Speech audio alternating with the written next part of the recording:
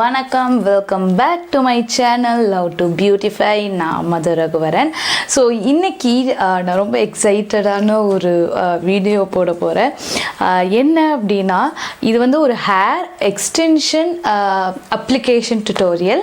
அப்படின்னா என்ன, வாங்க வீடியோக்குள்ளே போய் தெரிஞ்சு. ஸோ ஹேர் எக்ஸ்டென்ஷன்னா என்ன அப்படின்னா, அந்த காலத்தில் நம்மளாம் வந்து ஜவுரி வச்சோம் இல்லைங்களா, அது வந்து நம்ம ஜஸ்ட் ஜடை மட்டும்தான் போட முடியும். இப்போ கொஞ்சம் டெக்னாலஜி வந்து அட்வான்ஸ் ஆகிட்டு அந்த ஜவுரியவே ஒரு கிளிப் டைப்பில் கொடுத்து நீங்கள் வந்து ஜஸ்ட் இதில் ஜடை மட்டும் பின்ன வேண்டாம், நீங்கள் ஃப்ரீ ஹேர் விட்டுக்கலாம், ஹேரை கேர்ள் பண்ணிக்கலாம், இல்லை உங்களுக்கு தேவைப்பட்ட ஆசைப்பட்ட என்னென்ன ஹேர் ஸ்டைல்ஸ் வேணாலும் செஞ்சுக்கலாம். தின் ஹேர் இருக்கவங்க, ஹேர் லென்த் ஷார்ட்டாக இருக்கிறவங்க, ஒரு வால்யூம் கம்மியாக இருக்கிறவங்க, அவங்களுக்கு எல்லாத்துக்குமே இது வந்து ஒரு பூன் அப்படின்னு தான் சொல்லுவேன். வரம் இந்த டெக்னாலஜி கண்டுபிடிச்ச வரைக்கும். அண்ட் கண்டிப்பாக எனக்கும் வந்து ஹேர் டென்சிட்டி பார்த்திங்கன்னா அவ்வளோவா இல்லை. அண்ட் ரீசெண்டாக நானும் என்னோடய ஹேரை வந்து ஷார்ட்டாக வெட்டிட்டேன். ஸோ வந்து ஏதாவது ஒரு அக்கேஷன் போகும்போது ஷார்ட் ஹேர் வச்சு நம்மளால் மல்டிபிள் ஹேர் ஸ்டைல் ஷார்ட் ஹேரில் பண்ண முடியாதுங்கும் போது ஓகே ஃபைன், நம்ம ஹேர் எக்ஸ்டென்ஷன் வந்து நம்ம ட்ரை பண்ணலாம், இது வந்து ஒரு புதுசாக இருக்குமே அப்படின்ட்டு தான் நான் வந்து வாங்கினேன். ஸோ நான் வந்து என்ன ஹேர் எக்ஸ்டென்ஷன் வாங்கினேன் என்ன அப்படிங்கிறது டிஸ்கிரிப்ஷன் பாக்ஸில் நான் வந்து டீட்டெயில்டாக போட்டிருக்கேன். ஸோ வீடியோலையும் நான் சொல்கிறேன். நான் வாங்கினது பார்த்திங்கன்னா ஃபாரின் ஹாலிக்ஸ் அப்படிங்கிற Japanese heat resistant fibre straight hair. இது வந்து ப்ரௌன் கோல்டன் ஹைலைட்ஸ் இருக்குது, 24 இன்ச். இதுலேயே வந்து பார்த்திங்கன்னா பிளாக் கலரும் இருக்குது. அண்ட் இது நான் வாங்கினது வந்து பார்த்திங்கன்னா 399க்கு. அண்ட் அது எப்படி இருக்கும் என்ன அப்படிங்கிறத பார்க்கலாம். ஸோ இதில் நான் ரிவ்யூஸ் பார்த்த வரைக்கும் என்ன போட்டிருந்தாங்க அப்படின்னா, இது வந்து ரொம்ப முடி வந்து ரொம்ப கொட்டுது இன் சென்ஸ் அந்த எக்ஸ்டென்ஷன் பீஸ்லேருந்து முடி ரொம்ப சாஃப்டாக இருக்குது, அது கொட்டுதுன்னாங்க. அது எஸ் டு எக்ஸ்டென்ட் அது வந்து அப்படி தான் ஆகுது, but handle with care.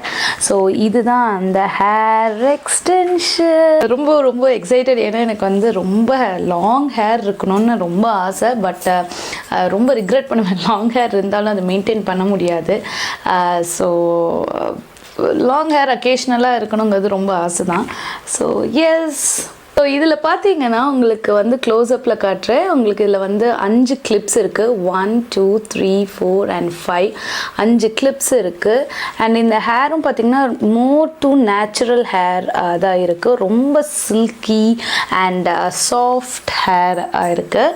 And இதில் வந்து கம்ப்ளீட் பிளாக்கும் இருக்குது. பட் ஐ சோஸ் ஒரு ப்ரௌன் ஹைலைட்ஸ் தான் நான் சோஸ் பண்ணேன். இதை எப்படி போடலாங்கிறத பார்க்கலாம். கேர்லி ஹேராக இருந்தால் நீங்கள் வந்து ஹேரை வந்து ஸ்ட்ரெயிட் பண்ணிக்கோங்க ஃபர்ஸ்ட் ஸ்டெப். இது வந்து ஆயிலி ஹேரில் நான் வந்து அட்வைஸ் பண்ண மாட்டேன். ஹேர் வாஷ்க்கு அப்புறம், தலைக்கு குளித்ததுக்கு அப்புறமா இது நீங்கள் யூஸ் பண்ணுங்கள். அது வந்து ஐ கம்ப்ளீட்லி அக்செப்ட் தட். அதுக்கப்புறம் பார்த்தீங்கன்னா ஃபர்ஸ்ட் உங்கள் ஹேரை வந்து நீங்கள் நல்லா கேர்லி ஹேர் இருக்கவங்க சொன்ன மாதிரி ஹேரை ஸ்ட்ரெயிட் பண்ணிக்கோங்க. நார்மல் ஹேராக இருக்கவங்க உங்கள் ஹேரை ஃபஸ்ட்டு நீங்கள் சிக்கு இல்லாமல் நல்லா வந்து இதை ப்ரஷ் பண்ணிக்கோங்க. ஸோ ஃபர்ஸ்ட் நான் என்ன பண்ணேன்னு பார்த்தீங்கன்னா, ஹேர் எக்ஸ்டென்ஷனை எடுத்து 2-3 வந்து மடிச்சுக்கிட்டேன். அதுக்கப்புறமா ஃபிங்கர்ஸை எடுத்து அதில் இருக்கிற சிக்கை வந்து ரொம்ப பொறுமையாக நம்ம ஃபிங்கர்ஸில் எடுத்துட்டு, அதுக்கப்புறமா நான் இப்போ கையில் வச்சுக்க மாதிரி ஒரு லார்ஜ் பேடல் ப்ரஷ் அல்லது சிக்கு சீப்பு இல்லை டீடாங்கிள்னு சொல்லுவாங்க, அதை எடுத்துட்டு அவசரமாக வரக்க இழுக்காமல் ரொம்ப பொறுமையாக அதில் இருக்கிற சிக்கை எடுக்கணும். இல்லைன்னா வந்து அதில் இருக்கிற ஹேர் எல்லாமே சீக்கிரமாக வந்துடும். ஸோ பொறுமையாக பார்த்து சிக்கு எடுத்துகிட்டு எங்கேயுமே டிஸ்டர்ப் ஆகாமல் ஒரு இடத்துல வச்சுருங்க. அதுக்கப்புறமா என்னோடய ஹேரை 2 பார்ட்டாக செக்ஷன் பண்ணிவிட்டு ஒரு பார்ட் என்ன பண்ணேன்னா பேண்டு கிளிப்பு அதில் போட்டு நம்ம செக்யூர் பண்ணிக்கலாம். அடுத்தது கீழே இருக்கிற செகண்ட் ஹாஃபில் என்ன பண்ணோன்னா ஹேரை டீஸ் பண்ணுறேன். ஸோ ஹேர் டீஸ் பண்ணால் எதுக்குன்னா கொஞ்சம் பெட்டர் க்ரிப் கிடைக்கும் நம்ம வந்து கிளிப் பண்ணும்போது. இப்போ எக்ஸ்டென்ஷன் பீஸ் எடுத்துகிட்டு நம்ம அந்த 5 கிளிப்பையும் வந்து அந்த செகண்ட் ஹாஃப் இடத்துல வச்சிடணும். அப்புறம் மேலே இருக்கிற கிளிப்ஸை வந்து ரிமூவ் பண்ணிக்கலாம். அதுக்கப்புறம் நான் இன்னொரு எக்ஸ்ட்ரா ஸ்டெப் பண்ணியிருக்கேன். என்னென்னா ஹேர் ஸ்ப்ரே எடுத்து அந்த கிளிப் போட்டிருக்கிற இடத்துல கொஞ்சம் ஸ்ப்ரே பண்ணிட்டேன். ஸோ நம்மளுக்கு இன்னும் ஒரு பெட்டர் grip கிடைக்கும் அப்படிங்கிறதுக்காக. அதுக்கப்புறமா நான் என்ன பண்ணிட்டேன் அப்படின்னா சும்மா ஒரு பிளாட் மாதிரி சும்மா போட்டிருக்கேன். பார்த்திங்கன்னா ரொம்ப சீக்கிரமாகவும் ஈஸியாகவும் இது முடிஞ்சிச்சு. இது அவ்வளோ சீக்கிரமாக கல்டாது. ஸோ அவ்வளோதான். இது வந்து ரொம்ப ரொம்ப ரொம்ப ஈஸியாக முடிஞ்சிடுச்சு. எக்ஸ்டென்ஷனோட டென்சிட்டி அண்ட் எக்ஸ்டென்ஷனோட லென்த் எவ்வளோ இருக்குது அப்படின்னு காட்டுறக்காக தான் நான் பிளாட் பண்ணியிருக்கேன்.